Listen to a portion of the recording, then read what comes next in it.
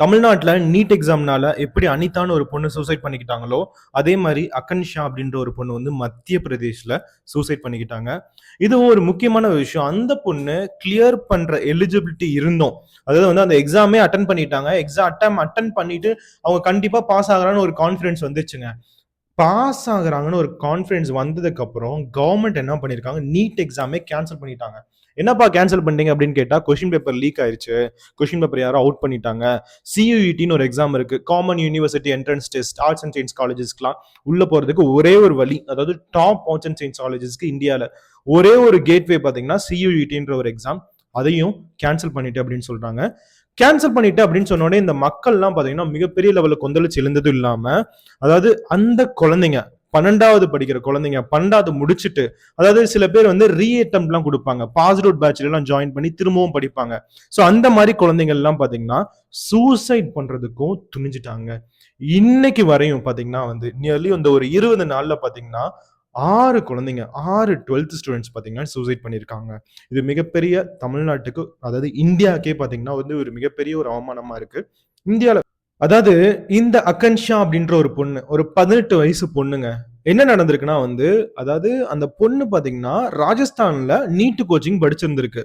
அந்த பொண்ணு வந்து ரொம்ப ஒரு மிடில் கிளாஸ் பொண்ணு தான்.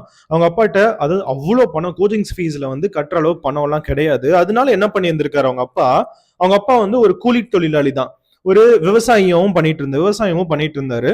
அவர் என்ன பண்ணாரு, கிசான் கிரெடிட் கார்டு இருக்குல்ல, அதாவது வந்து இந்த வெள்ளாம பண்றதுக்கு எல்லாத்துக்குமே வந்து கடன் வாங்குவாங்க இல்லையா, அந்த மாதிரி ஒரு அட்டை இருக்கு, கிசான் கிரெடிட் கார்டுன்னு சொல்லிட்டு. அது மூலியமா 3 லட்சம் கடன் வாங்கி கோச்சிங் ஃபீஸை கட்டியிருக்காரு. அந்த கடனை கட்டுறதுக்கு என்ன பண்றாரு, ஒரு குக்கா வேலை பார்த்திருக்காரு, அதாவது சமையலாளா வந்து வேலை பார்த்துட்டு இருந்திருக்காரு.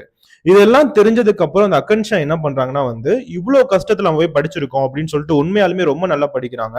அவங்க டோட்டலாவே கால்குலேட் பண்ணி பார்க்கும்போது பாத்தீங்கன்னா ஒரு நல்ல மார்க்கே வருது. நல்ல மார்க் வந்ததுக்கு அப்புறம் நம்ம கிளியர் பண்றோம்னு ஒரு கான்பிடன்ட் இருக்கும்போது அடுத்த நாள் பாத்தீங்கன்னா வந்து கவர்மெண்ட் நீட் எக்ஸாம் கேன்சல்னு அறிவிக்கிறாங்க. நீட் எக்ஸாம் கேன்சல்னு அறிவிச்சோடனே அவங்க மிகப்பெரிய ஒரு லெவல்ல ஒரு மன உளைச்சலுக்கு ஆளாகிறாங்க. உண்மையாலுமே இந்த நீட் எக்ஸாம் அப்படின்றது பாத்தீங்கன்னா வந்து ரொம்ப ஒரு டஃபர் லெவல் எக்ஸாம். நான் எப்பவுமே ஒரு விஷயம் சொல்லுவேங்க, நம்ம நீடியோல ஏதாவது இந்த காம்படிட்டிவ் எக்ஸாம்லாம் நம்ம பேசிட்டு இருக்கும் போது, இதுல சமத்துவம்ன்றது வந்து கண்டிப்பா இல்லைன்னு எனக்கு தோணுது. ஏன்னா நீங்க நினைச்சு பாருங்க, ஒவ்வொருத்தனுக்கு ஒரு கனவுன்னு ஒண்ணு இருக்கலாம். நம்ம எல்லாருமே வந்து அப்துல் கலாம் சார் முதற்கொண்டு விங்ஸ் ஆஃப் ஃபயர்ல, அக்னி சிறகுகள்னு ஒரு புக்ல, அதுல பாத்தீங்கன்னா வந்து கனவு காலுங்கள்னு சொல்றாருங்க இங்க இருக்க இந்தியால இருக்க யங்ஸ்டர்ஸ்க்கு. அதாவது உங்க ஏரியால இருக்க 12th படிக்கிற பையன், கவர்மெண்ட் ஸ்கூல்ல படிக்கிற பையனுக்கு, உங்க ஏரியால இருக்க அந்த எலிமெண்டரி ஸ்கூல் பசங்களுக்கு கனவு காணுங்கள்னு சொல்லி இருந்திருக்காரு.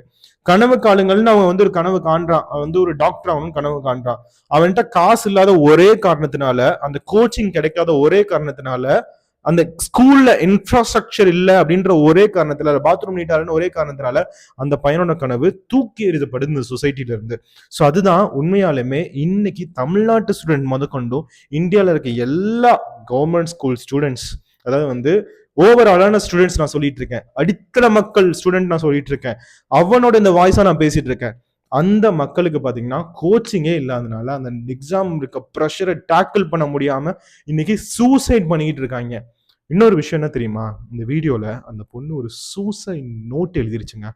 சூசைட்ல பாத்தீங்கன்னா நான் பண்ணும்போது முன்னாடியே ஒரு லெட்டர் ஒன்று வந்து அவங்க அப்பாவுக்கு எழுதிட்டு இருந்துச்சு. அது மிகப்பெரிய ஒரு வேதனையான ஒரு லெட்டர். அந்த லெட்டரையும் நம்ம இந்த வீடியோல பார்க்க போறோம்.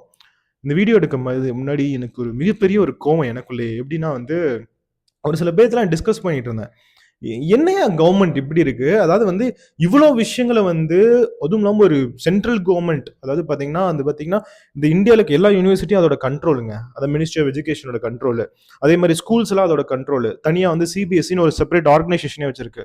ஸோ இப்போ எல்லாத்தையும் கையில வச்சுக்கிட்டு பாத்தீங்கன்னா பல இஷ்யூஸ், அதாவது வந்து சிபிஎஸ்சி டைரக்டரை மாத்துறாங்க. அதே மாதிரி இன்னைக்கு புக்கே ரிலீஸ் ஆகல நிறைய இடத்துல.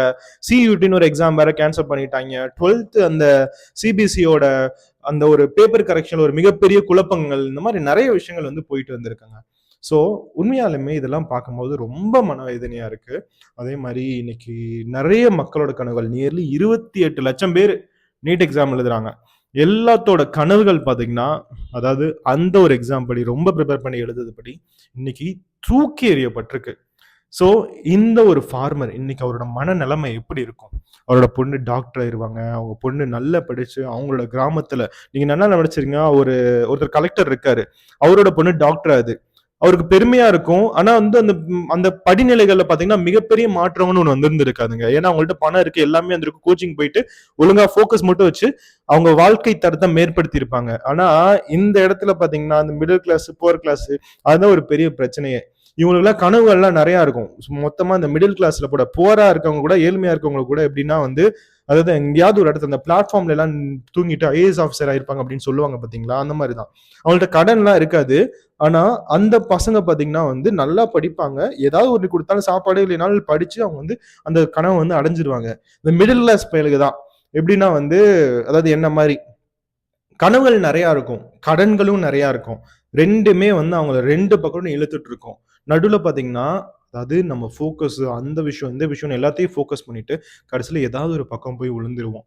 ஸோ, சம்பாரிக்கணும் அப்டின்ற ஒரு பக்கத்துல போய் விழுந்துருவோம். இல்லாட்டி இந்த மாரி, அதாவது இந்த பொண்ணு மாரி, ஒரு மிடில் கிளாஸ் பொண்ணு கடன 3,00,000 கடன வாங்கிட்டு, கிசான் கிரெடிட் கார்ட வாங்கிட்டு, அவங்க அப்பா வந்து குக்கா வேல பார்த்துட்டு, வேல பார்க்க வச்சுட்டு, இன்னைக்கு வந்து அந்த எக்ஸாம் எழுதி, ஒரு மன உளைச்சல்னால தற்கொலை பண்ணிட்டு இருக்கு.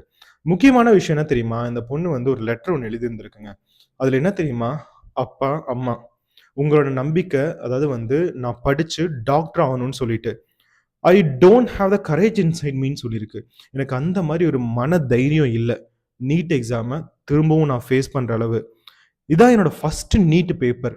நான் நல்ல மார்க் வாங்கியிருக்கேன். ஆனா, இதோட கேரண்டி இந்த பேப்பர் பார்த்தீங்கன்னா, அதாவது நல்லா மார்க் வாங்குன இந்த பேப்பர் பார்த்தீங்கன்னா, திரும்பவும் வரும்னு எந்த ஒரு கேரண்டியும் கிடையாது. அடுத்த பேப்பர்ல நான் ஃபெயில் கூட ஆகலாம். சாரி அம்மா, அப்பா. என்னோட வாழ்க்கைய நானே அழிச்சுக்க போறேன்னு சொல்லிட்டு, அதாவது கம்ப்ளீட்டா இந்த லெட்டர் எழுதி வச்சுட்டு அந்த பொண்ணு சூசைட் பண்ணியிருக்குங்க. இது மட்டும் கிடையாது. இதே மாரி 6 பசங்க.